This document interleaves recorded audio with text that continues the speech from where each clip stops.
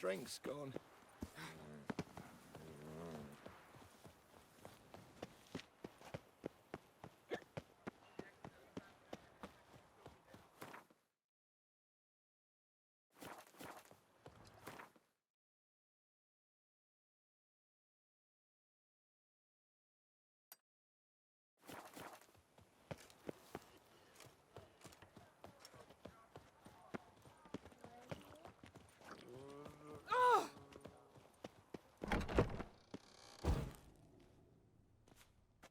Greetings.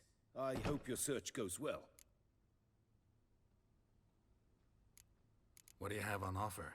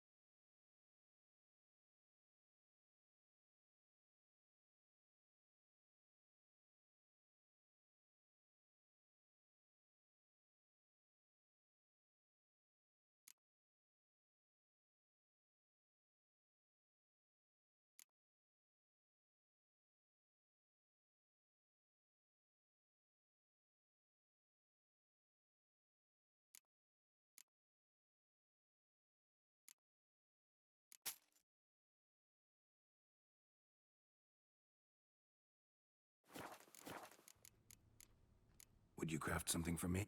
Of course.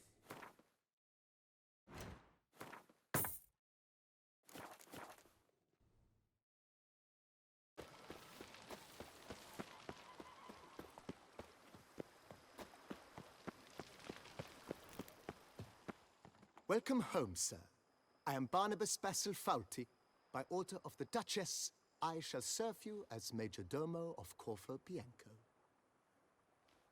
I previously served with distinction at the Nibli family manor and in Nazaire with Admiral Rompali, who, as you are certain to know, is an extraordinary, demanding gentleman.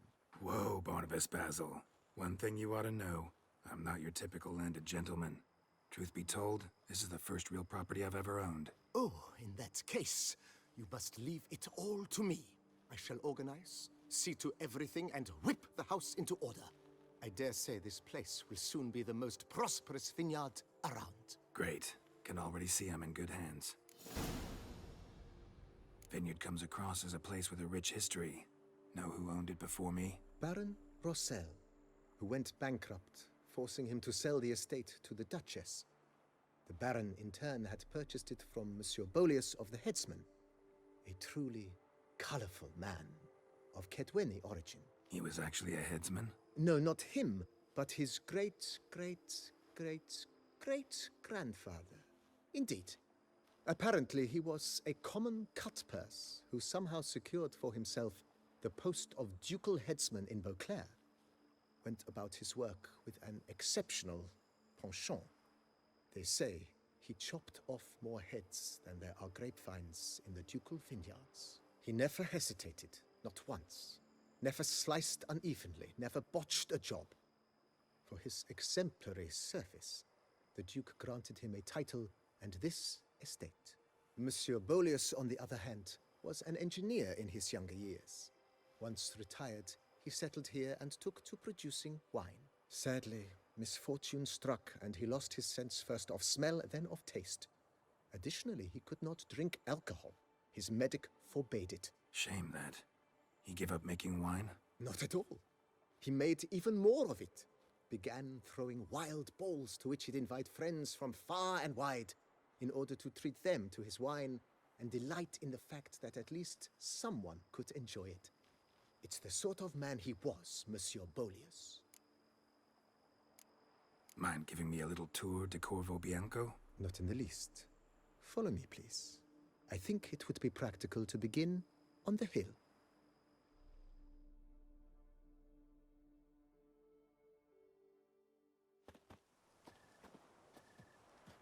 Behold, sir, your estate in all its splendor. Pretty vast. Indeed.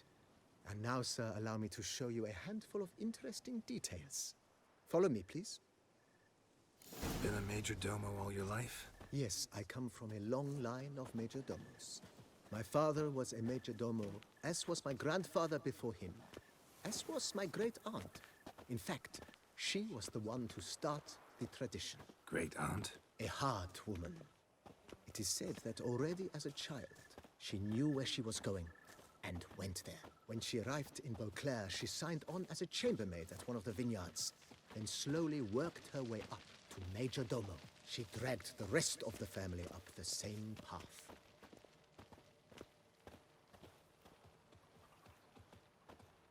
The servants' quarters. I occupy the green home. With the Duchess's permission, I have hired a full staff. Their salaries to be paid from the ducal treasury. Nice of her. Not the most sightly part of the estate, I admit.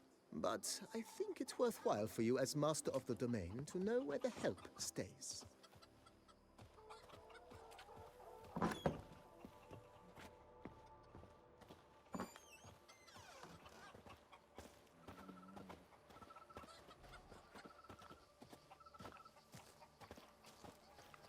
Baron Rossel ordered the vines in this part of the estate uprooted and olive groves planted in their place.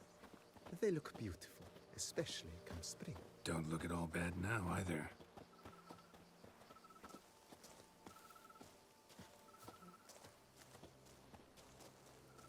Down below lies your vineyard, where we grow a strain of Carfanere, one of the world's oldest. Aged in oak barrels, it provides for an exquisite wine with distinct blackberry, wild cherry, plum, and cinnamon notes. Marvelous. Have to try it one of these days.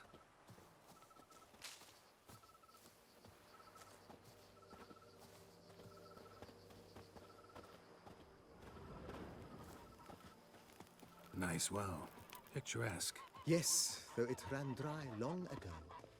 During the raucous feasts Master Bolius held, he would order it filled with wine. There's a tale about a guest attending a Bolius ball for the first time and thus unaware of the custom. He had suffered great heartbreak and had decided to end his life by jumping into the well. The festivities were coming to a close, and the well was nearly empty when the suicidal guest finally jumped. Instead of killing himself, he merely broke his legs. To numb the pain, he drank the wine. Drank himself to death? Not at all. When found the next day, he had concluded he'd witnessed twin miracles. The water had been changed into wine, and he had survived. He retired to a monastery in the Dragon Mountains and began preaching the wisdoms of Lebioda.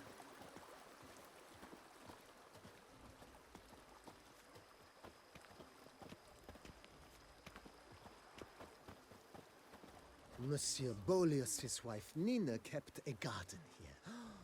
A supremely lovely place it was. Bit neglected now. I agree. Yet nothing stands in the way of restoring it to its former glory, and once again planting it with herbs and other vegetation. Follow me, please. Madame Nina planted diminutive, delicate flowers and herbs here. One might say their aroma still hangs in the air. You're quite the romantic, Barnabas Basil.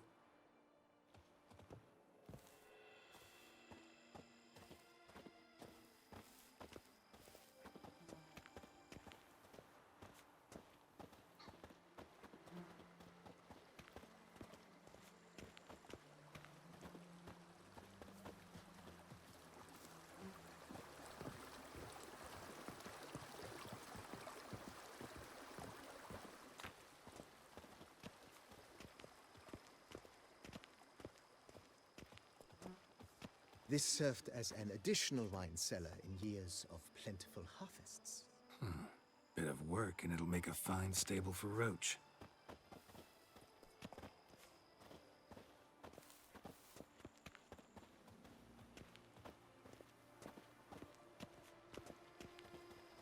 The cellars, voila. During Monsieur Bolis's time, wine was kept here, but Baron Rossel used it to store olive oil as well. I took the liberty of cleaning up the mess, which... I made while fighting the Bruxa. Thanks, Barnabas Basil. Appreciate it.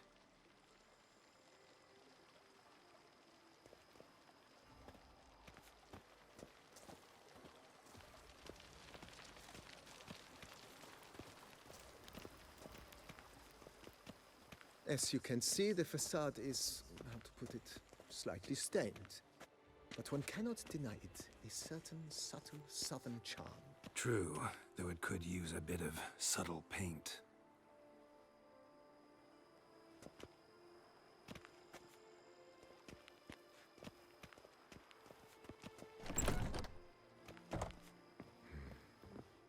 And welcome inside.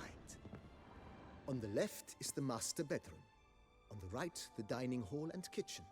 Upstairs, you shall find the guest room, currently used for storage. Not a bad idea. At the moment, the house is only minimally furnished. Yet I believe we will, together, devise some innovative arrangements. A few paintings, for instance, would breathe new life into the abode immediately. With that, sir, you've seen the full lay of the land. Corvo Bianco is a beautiful estate. Though one must admit, time has taken its toll. Forgive me for being forward, but if you were to choose to invest a small sum towards its beautification, consider me at your service on the matter. Think I'll take you up on that. Be sure to come and see you if I decide to do any remodeling. Mentioned the place could stand to be spruced up. Oh, most decidedly, sir. The question is where you would like to begin this rejuvenation.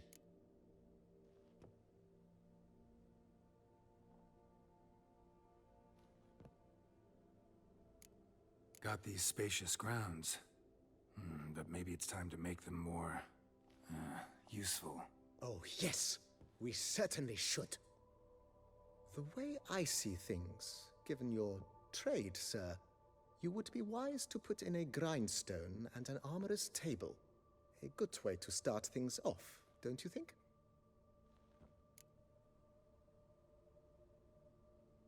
My armor needs work from time to time. You know, oil this, reinforce that. Could use a decent work table where I could do all that.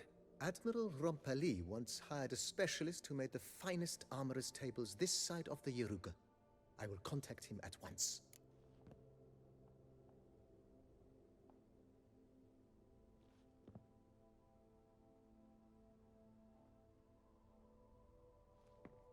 Good.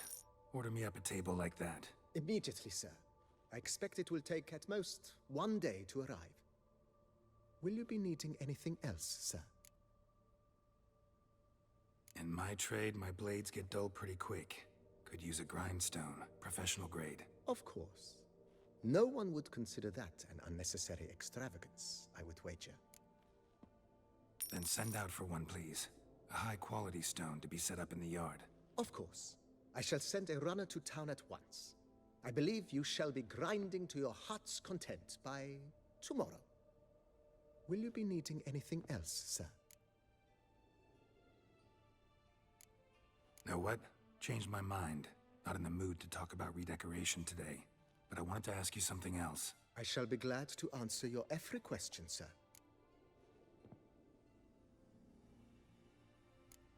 Thanks. Gotta get back to my business now. See you soon.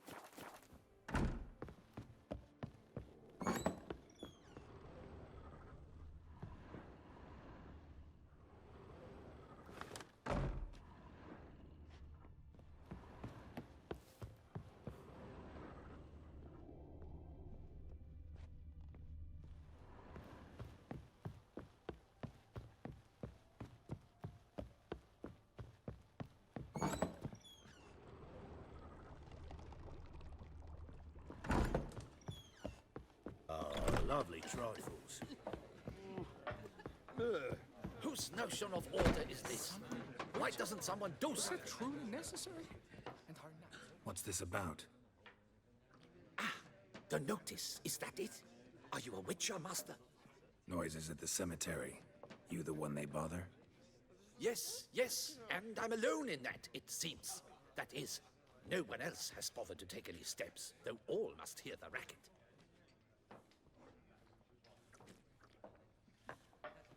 I took the matter up with the ducal guard. They claim they found nothing, but I'm not sure they even bothered to look. What's left for me to do? Should I sniff about the cemetery myself? The noises, they pretty regular? Each night. I live next door. I hear it loud and clear, as if through a horn someone had stuck in my ear. Ah! Hawk! Ooh! Firk! And then whack! Thud! As if a mother bear slammed pate first into a cupboard. Know exactly what you mean.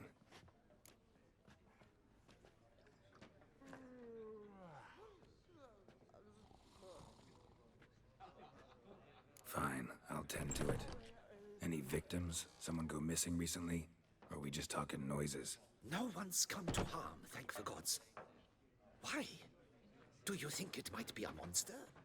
Could be, but doesn't need to, though. Might also be grave robbers, tramps. Remains to be seen. I can't rightly say what would be worse. Whatever the case, Godspeed, master.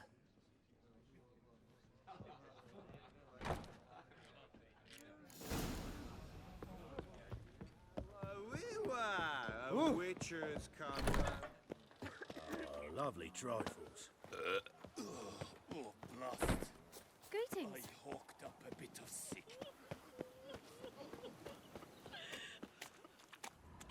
Can't hear anything, but might want to look around anyway.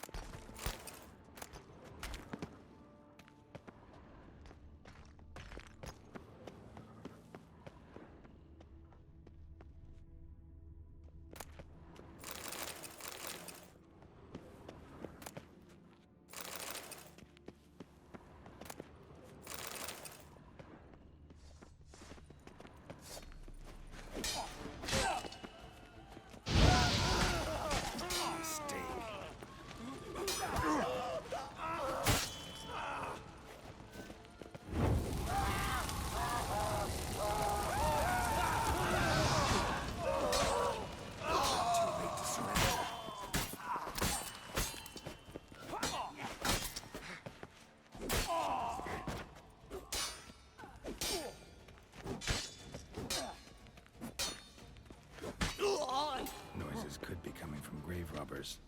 Can't know for sure, though. Need to wait till after dusk to confirm.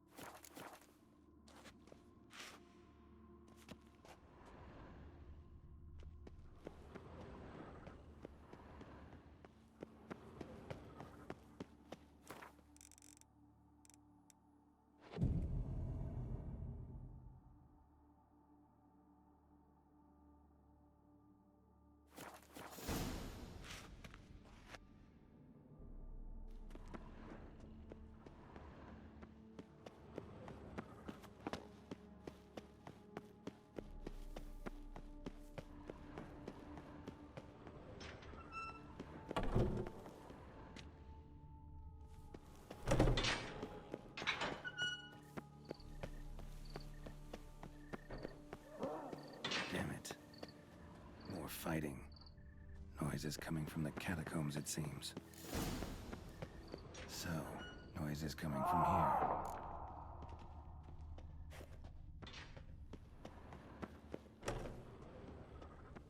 Not a soul. Strange. Doesn't look anything like a grave hag's lair either. Smashed, as if someone threw it against the wall.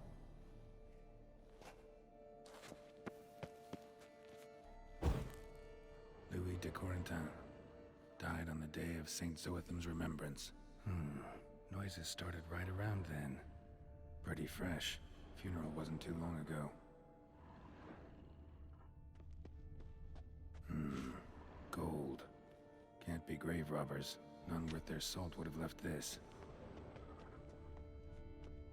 Here lies Margot de Corentin. No sign of monsters or grave robbers. Bit of a mess, that's all. Maybe this isn't the spot after all. Strange.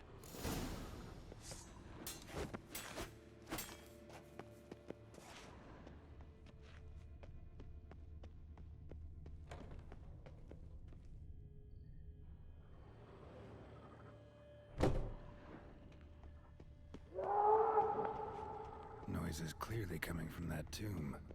Impossible.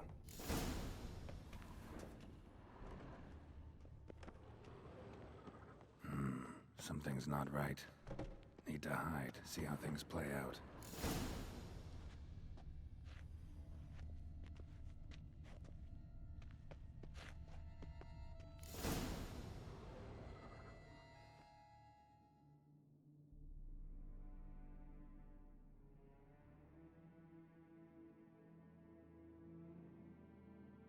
You'd rather lie about all day, flipping those cards like some dwarf. Disgusting. Ha! Indeed. Far better to stand at the door of Lebioda's temple, mumbling prayers from dawn till dusk. Ingrid, I prayed for you, that you would cast off the yoke of gambling. Fine job you did of it. Seems the gods had also heard enough of your cackling. And you? Why are you here? This is a private conversation.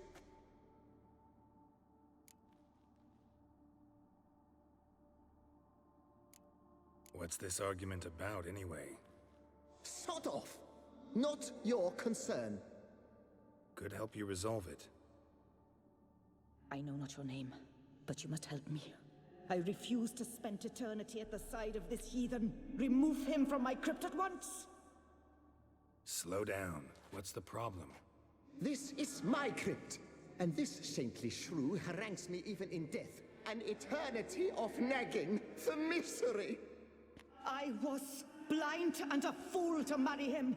He's a slave to the cards, prepared to wager his own child on a round of Gwent. Once, damn it, and as a jest!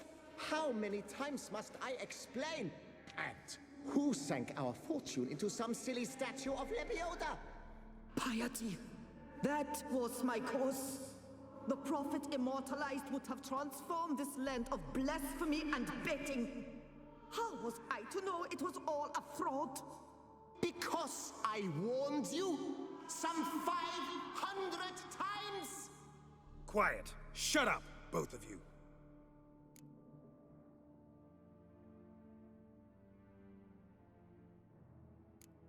Who does the crypt belong to, rightfully? Must you ask? It's mine. My family's. The de Corentans. Are you illiterate? True. But my dowry served to repurchase it from those you owed. Look, if there's to be peace and quiet here, one of you's gotta go. Need to move one of you out. Yes. Take him. Please. Do so. And I shall tell you where I hid his lucky Gwent cards. What? I knew it was you! And now you would evict me from my crypt, then pay for the deed with my cards!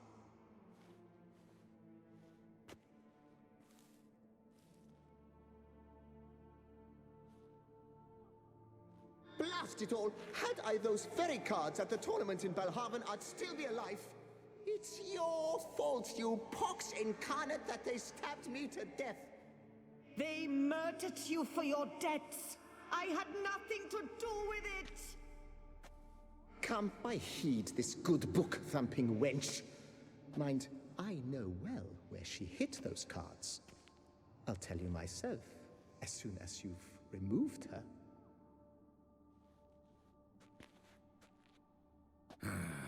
Need to think about it. All right, gotta move one of them out.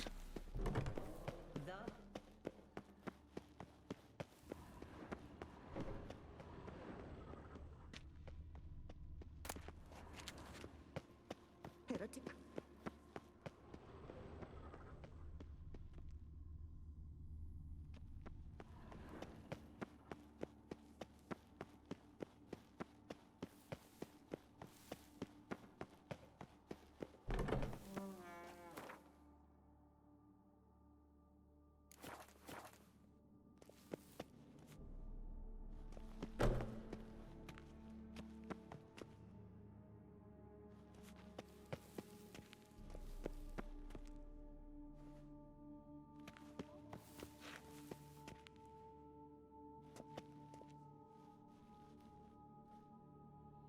Louis de Corentin, raise your sighs to the Prophet Lebioda on his behalf. Here lies Margot de Corentin.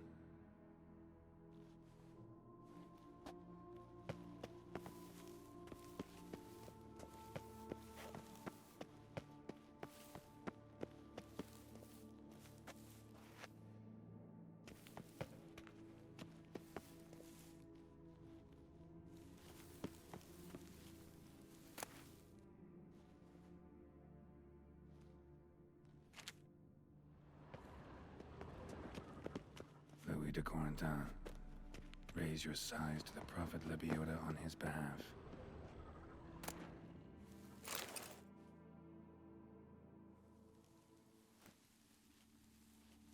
I see you fell for that pious tart's dribble. Drats! Ah, well, then listen. I've a request. Be a good fellow and set me in the chamber of the Gwent Friendship Society of Beauclair. It's just round the corner. You a member? That's just it. I was not. But I would have dearly liked to have been.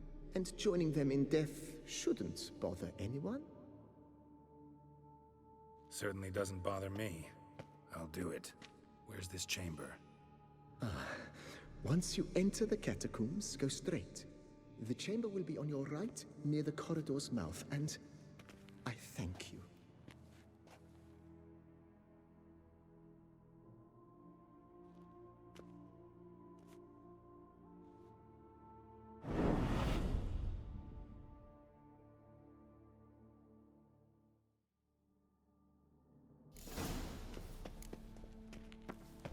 Deeper in the catacombs. Right, let's go.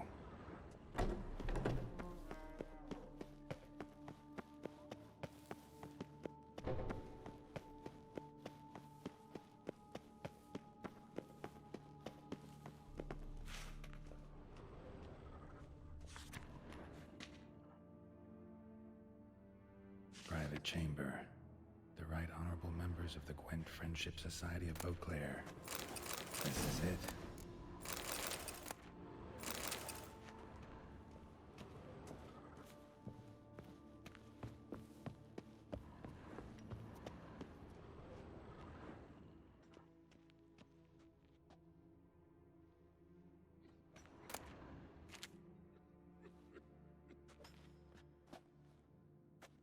You gents also looking for that Gwent club?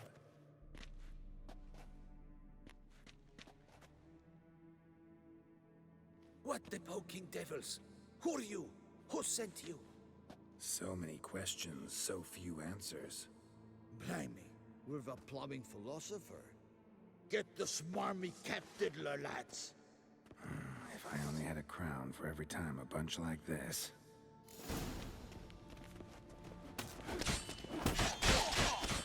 Not bad.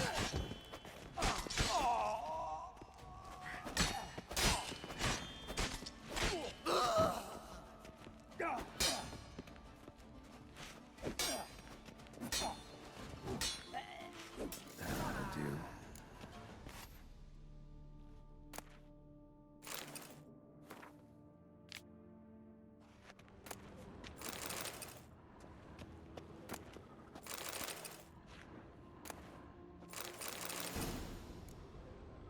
Right. High time Margot paid up.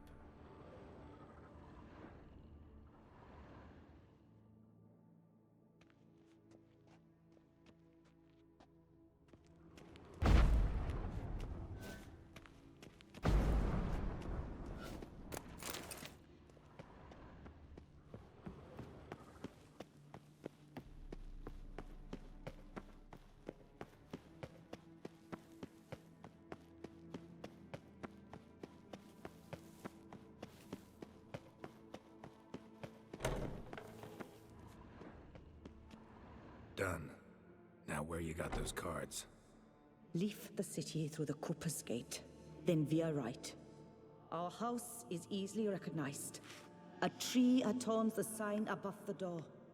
I buried the chest in the garden, beneath the rose bush. Tree on a sign, rose bush. Think I got it.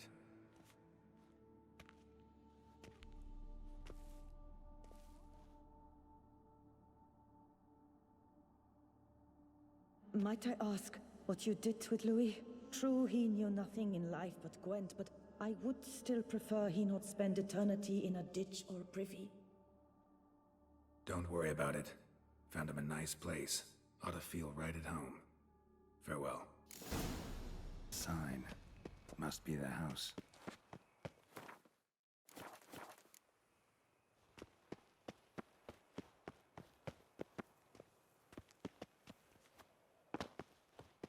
Medallion's humming. Need to go around. Something's not quite right.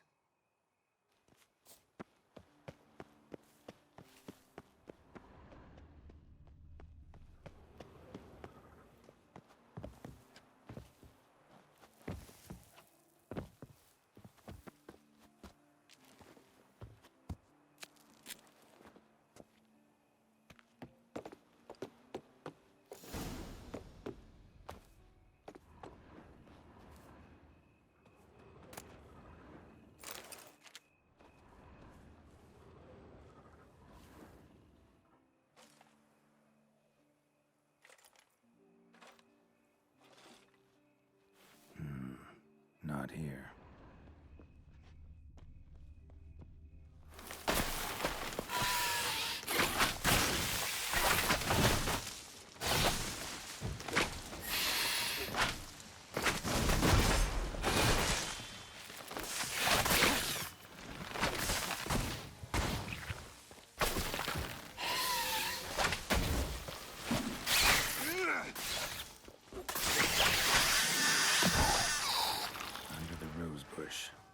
All right.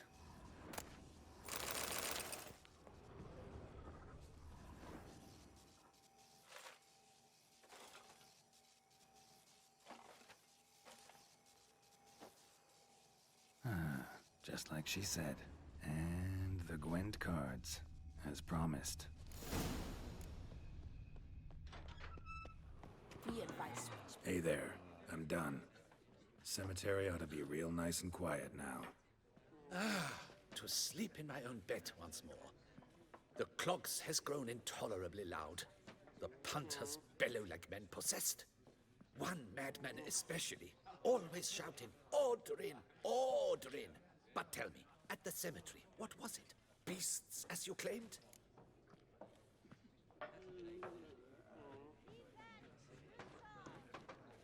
Nope, just a marital spat. That's it? But they hollered like skewered polecats. Sorry to bother you with such a trifle. Here for your trouble. Thanks.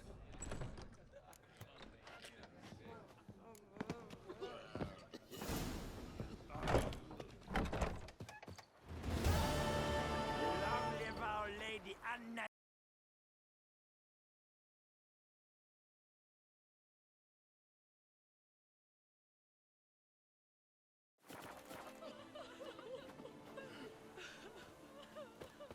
Oh, that hurts. Oh!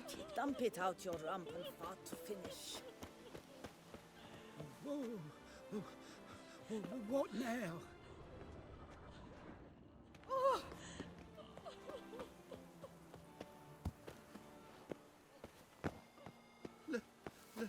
What's that you wanted? Let me live.